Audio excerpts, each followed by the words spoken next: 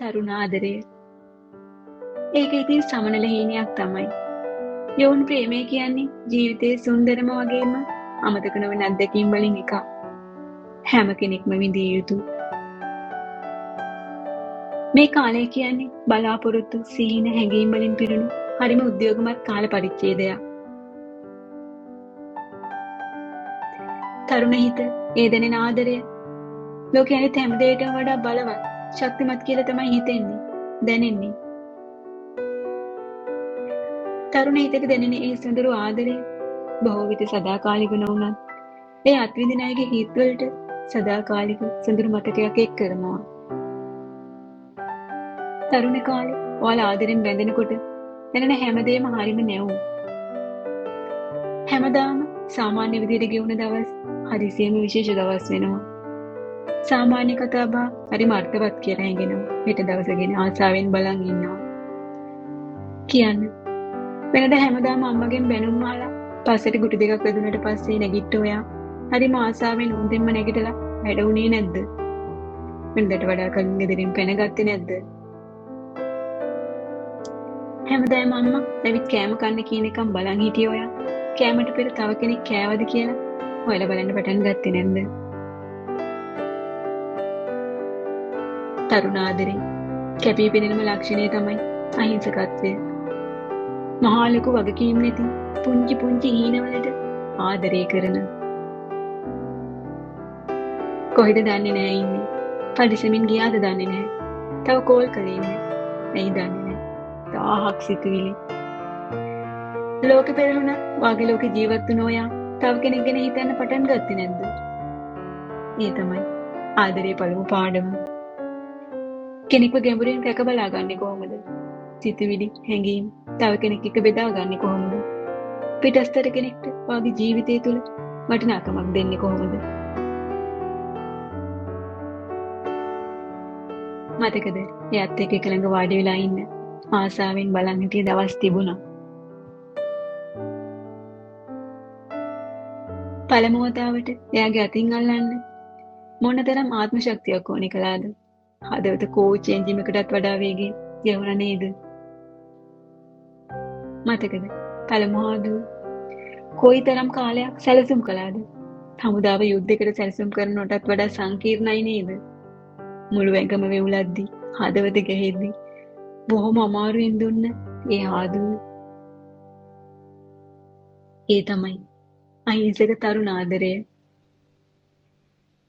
ඒක සුන්දරම මතකයක්. මැරෙන තුරාවට නැවත විඳින්න නොලැබෙන. මොකද ඕනෙම දෙයකට පළමු වතාවක් ඉන්නේ එක වතාවයි. කෙසේ වෙතත් ආදරේ ලේසි නෑ. මේක අපි යෝගයක්. වර්ධවා වටහා ගැනීම. හිත්‍රිදී හිත් බිඳින් සුලභයි. මොකද තරුණ හිත් තවමත් Taman ගැන අවට ලෝකය ගැන අත්දැකීම් ලබන්නට පටන් ගත් අවදිය. ඒකයි සම්බන්ධකම් වල අවසානය සමහර තැන්වලදී ඛේද වාචක වලින් අවසන් වෙන්නේ. තරුණ හිත් වල හික්මීම හරි අඩුයි. ඒක ස්වභාවය. ඒකනේ තරුණ ඔයාලා ගැණු ළමයි නිසා ගහ මරා ගන්නේ. පරදින්න අත්හැරෙන්න කැමති නැති නිසා. ඒත් ඉවසීමක්, හික්මීමක්, දරා ගැනීමක්, කැපකිරීමක් නැති තැන කොහෙන්ද ආදරයක්? කෙනෙක් ආදරය කරන්න ඕනි පෙනුමටද? නැත්නම් ඒ කෙනාගේ අතුලාන්තයටද? ඔව්. ගොඩක් දෙනෙක් කියයි පෙනුම නෙමෙයි වැදගත් වෙන්න ඕනි. ගතිගුණ, සිතුම් පෙතුම් කියලා. ඒත් අවංකම කතා කළොත් ඉස්සෙල්ලාම කෙනෙකුගේ හිත යන්නේ බාහිර පෙනුමට. ඒකනේ අපි හැමෝම ලස්සන දෙයක් දැක්කම ඒදී හැරිලා බලන්නේ. ඒක වරදක් කියන්න බෑනේ. ඒත් ආදරය කියන්නේ ආකර්ෂණය නම් නෙමෙයි. තරුණ ඔයා වරදවා තේරුම් ගන්න පළමු තැන.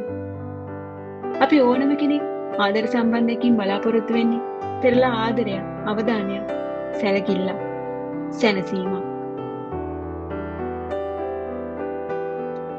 ඒ දේ අහිමි වූ තැන ඔයා කලකිරෙනවා, දුක් වෙනවා, හදවත බිඳෙනවා, මනසින් වැටෙනවා. ඔයාට තිබුණා නම් පුංචි ඉවසීමක් සම්බන්ධකමකට ඇරයුම් කිරීමට පෙර අවබෝධ කරගන්න ඔව් ඇය ඔබ ගැන ඇති හැඟීම ඇතුළාන්තයෙන් නැහැ නේද ඔය කඩා වැටීම්. ආදරය කියන්නේ කෙනෙක් දීමත් අනිකා ගැනීමත් නෙමෙයි. දෙදෙනාටම වෙනවා කැපකිරීම කරන්න. දෙදෙනාටම අයිතියක් තියෙනවා. ආදරය සැලකිල්ල විඳින්න. ඔයාගේ හිත රිදෙන හැම වෙලාවෙම වෙනසක් දැනෙන හැම වෙලාවෙම හැරිලා බලන්න ඔයා ඔයාගේ හදවත තුළටම තහවුරු කරගන්න.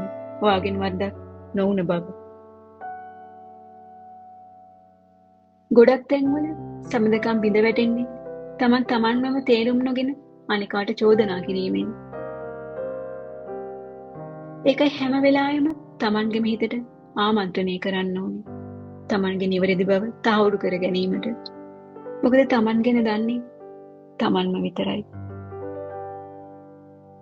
යාළුවනේ, කෙනෙක් තේරුම් ගන්න එක ලේසි දෙයක් නෙවෙයි. සමහර විට මුළු ජීවිත කාලෙම උත්සාහ කළත් තේරුම් ගන්න බැරි වෙයි. මිනිසාට තියෙන්නේ චංචල හිතක් නිසා. වෙනස් වීම කියන්නේ මිනිස් හිතක යථාර්ථය. ඒක අපි බලාපොරොත්තු විය යුතුයි. ආදරය කියන්නේ දීමක්. ආපසු ලැබුණත් නොලැබුණත්. ඔයාට දැනෙනවා නම් ඔයා වරදක් නොකළ බව. ඔයාට දැනෙනවා නම් ඔය වරදක් සොයන බව. අවැසි ඔයට නික්ම යාමට තේරුම් ගන්නේය. ඉඩ හරින්න නික්ම යාමට අනෙකාගේ සතුට වෙනුවෙන් අතහැරීම ආදරයම තමයි. දැනෙයි දුක, දැනෙයි වේදනාවක් දරා ගන්න බැරි. එහෙත් දැනෙයි එවැනිම සැනසීමක් ඔබ රැකපු බව, ආදරයේ ගෞරවය. යන්න හිතන කිසිම කෙනෙක් තියාගන්න එපා බලෙන්. ඉන්නේ නෑ ඒ අය. දෙන්නේ අයට ගෞරවාන්විත සමුදීමක්.